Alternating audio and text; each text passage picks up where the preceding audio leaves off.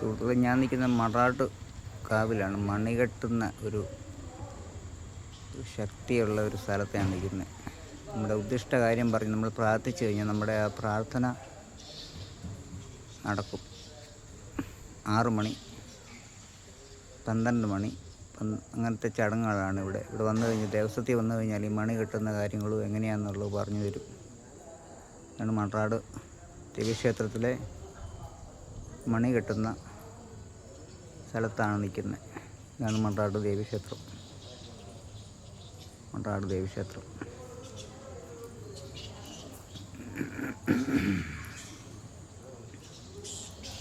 ഇതാണ് ഇവിടുത്തെ മണി കെട്ടുന്ന. കള്ളിയങ്കാട്ട് നീലിയുണ്ട്,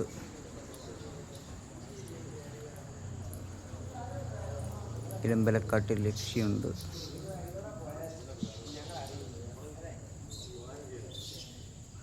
കരിങ്കാളിയുടെ നട, കാളിനട. ഇവിടെയായത് മണി കെട്ടുന്ന എല്ലാവരും.